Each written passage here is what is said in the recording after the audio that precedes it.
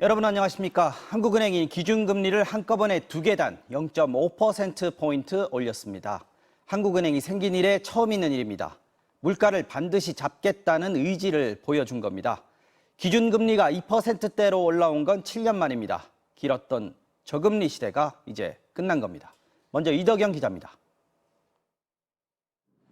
한국은행 금융통화위원회가 금리를 한꺼번에 2계단 올린 건 처음 있는 일입니다. 3번 연속 올린 것도 처음입니다. 7명 위원들 만장일치였습니다. 그만큼 물가 상승이 심각하다고 본 겁니다. 좀 더 명확한 시그널을 줘서 이 기대 인플레이션 상승을 막고 물가 상승률이 더 많이 안 올라갔으면 하는 마음에서 저희가 기준금리는 가파르게 오르고 있습니다. 코로나가 터진 직후 0.5%까지 내렸는데 작년 8월부터 물가가 꿈틀대자 다시 올리기 시작했습니다. 그리고 불과 1년도 안 돼 4배 반, 2.25%가 됐습니다. 금리를 올리면 돈 빌리기 어려워지고 소비도 위축됩니다. 그래서 물가 잡는 데는 도움이 되지만 반대로 성장은 둔화됩니다. 기준금리가 1%포인트 올라갈 때 경제 성장률은 0.2%포인트 감소합니다. 하지만 한국은행은 아직 견딜 수 있는 수준이라고 밝혔습니다. 물가 상승률은 9월이나 10월쯤 정점을 찍고 조금씩 내려올 거라고 전망했습니다.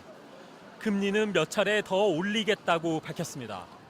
한두 번은 더 금리가 올라가더라도 긴축이라고 표현하기는 어렵지 않나 이렇게 생각하고 있습니다.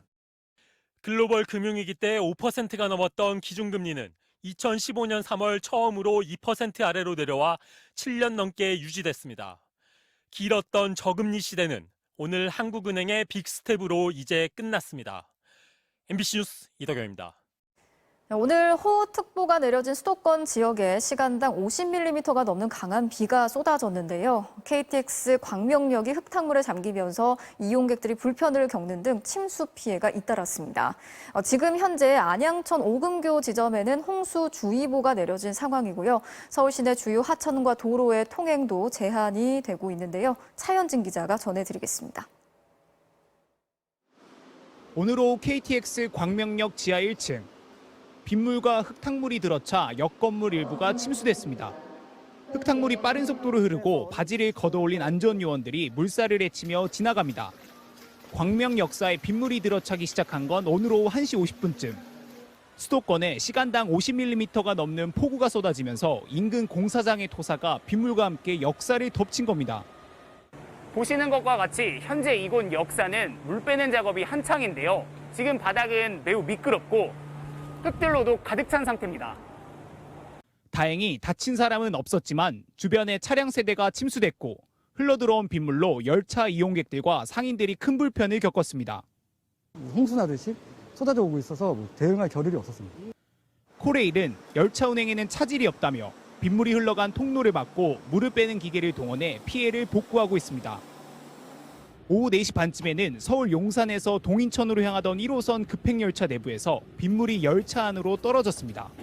전동차 차량 간 연결 부위에서 물이 샌 건데 흘러내린 빗물이 열차 안에 고여 승객들의 신고가 잇따랐습니다. 서울 시내 주요 도로와 하천들도 통행이 제한되는 곳이 잇따랐습니다. 청계천과 양재천, 불광천 등 시내 하천의 물이 불어나면서 보행자 통행이 금지됐고 안양천 오금교에는 홍수주의보가 내려졌습니다. 완벽하게 그래서 딱 청계천 걷고 그런 그림을 상상하면서 왔는데 비가 오니까 다 신발도 젖고 해서 아쉽게 된 것 같아요. 또 동부간선도로와 내부순환로도 일부 구간이 통제됐다가 해제됐는데 지금도 서부간선도로 일부가 통제돼 퇴근길 혼잡이 빚어지고 있습니다. 오늘 하루 경기도 안양 176mm, 인천 168mm, 서울에도 113mm의 비가 내리는 등 수도권 곳곳에 집중호우가 내렸습니다. 기상청은 내일 오전까지 중부지방에 30에서 80mm를 넘는 비가 더 올 것으로 예상된다며 대비를 당부했습니다. MBC 뉴스 차현진입니다. 일본에서는 아베 전 총리의 장례식이 끝난 뒤 총격범 야마가미 테츠야를 상대로 범행 동기에 대한 수사가 본격화되고 있습니다.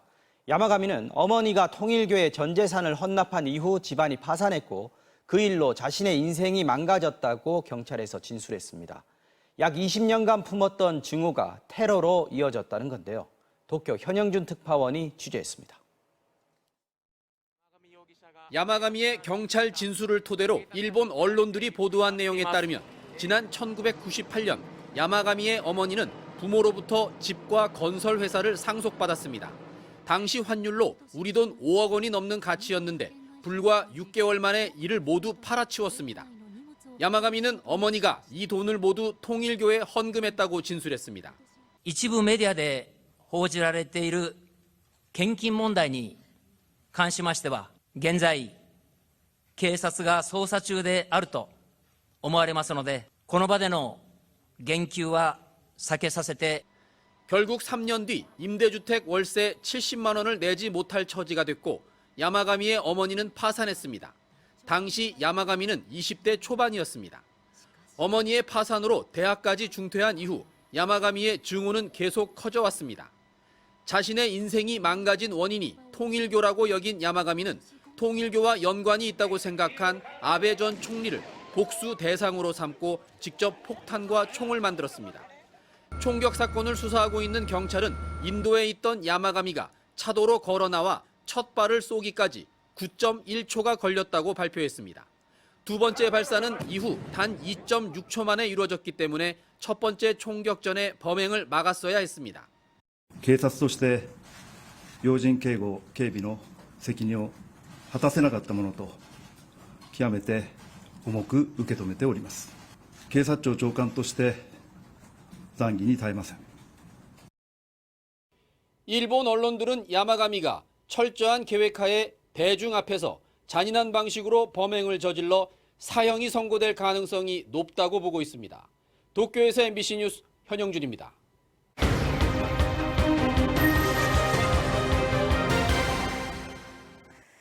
자, MBC에 들어온 제보 하나 더 전해드리겠습니다. 고속도로에서 갑자기 날아온 쇳덩이에 맞아서 운전자가 다치는 사고가 잇따르고 있는데요. 이 쇳덩이의 정체, 화물차에서 떨어진 판스프링이라는 부품이라고 합니다. 그런데 이걸 떨어뜨린 화물차를 찾기조차 힘들어서 피해자들이 제대로 보상도 받지 못하고 있습니다. 김민영 기자가 취재했습니다. 지난 5월 경기 화성시 서해안 고속도로. 3차로를 달리던 화물차 바퀴 쪽에서 튕겨나온 쇳덩이가 2차로에서 주행 중인 차량의 앞유리를 강타합니다. 쇳덩이에 맞은 운전자가 정신을 잃어가면서 가까스로 갓길의 풀숲에 충돌해 차량을 멈춰 세웁니다. 1.5톤 화물차를 몰다 변을 당한 김모 씨는 갈비뼈와 손가락 마디가 으스러졌습니다. 봉합수술 후 한 달 넘게 입원 치료를 받았지만 여전히 손가락을 펴고 구부리는 게 어렵습니다. 칼로 이렇게 착 하는 느낌이잖아요. 통증 때문에 지금 약을 먹어요. 하루에 3시간 정도 아파서 피는 거예요. 사고는 바닥에 떨어져 있던 쇳덩이를 다른 화물차가 밟고 지나가면서 일어났습니다. 사고 직후 경찰은 화물차 운전자를 입건했지만 수사 결과 고의성이 없다고 보고 처벌하지 않았습니다. 쇳덩이의 정체는 길에서 가해지는 충격을 흡수하기 위해 화물차 아래쪽에 설치하는 판스프링. 일부 화물차 운전자들이 적재함에 물건을 더 싣기 위해 지지대로 사용하다 떨어뜨리는데 사고가 나도 문제를 일으킨 화물차를 찾기가 어렵습니다. 그래서 김 씨도 치료비 2천만 원 가운데 1,200만 원을 자신의 보험과 정부의 보상금으로 해결하고 나머지는 스스로 부담해야 했습니다. 지금 일을 못하죠. 폐차한 상황이고 실질적으로 보험 처리밖에 안 되거든요. 사흘 전에도 경기 이천시 중부고속도로에서 일가족 4명이 타고 있던 승용차를 판스프링이 관통해 일부 탑승자가 유리 파편에 맞았습니다. 또 지난 2018년에는 운전 중 판스프링에 맞은 운전자가 목숨을 잃는 등 판스프링 사고는 끊이지 않고 있습니다. 국토교통부는 이달 말부터 경찰청과 함께 화물차 적재함 불법 장치 설치를 집중 단속하고 적발 시 엄중 처벌하기로 했습니다. MBC 뉴스 김민영입니다. 어제 강원도 춘천의 한 아파트에서 엘리베이터에 탄 초등학생에게 한 고등학생이 갑자기 흉기를 휘둘렀습니다. 중상을 입은 초등학생은 긴급 수술을 받고 의식을 회복했는데 가해 학생은 스스로 목숨을 끊었습니다. 김도균 기자가 전해드리겠습니다. 어제 저녁 7시쯤 강원도 춘천의 한 아파트. 엘리베이터 안에서 고등학생이 갑자기 초등학생에게 흉기를 휘둘렀습니다. 아예 그냥 그때부터 여기 들어가지 못하고 일주민들이 여기 엘리베이터도 못하니까 이렇게 해서. 범행 직후 고교생은 3km 떨어진 인근 13층 아파트 옥상으로 달아났는데 40분 넘게 이어진 경찰과 부모의 설득도 참사를 막지 못했습니다. 우리 집 바로 앞에 학생이 누워 있더라고요. 그리고 바로 이제 소방관이 와서 들것에 실어서 갔죠.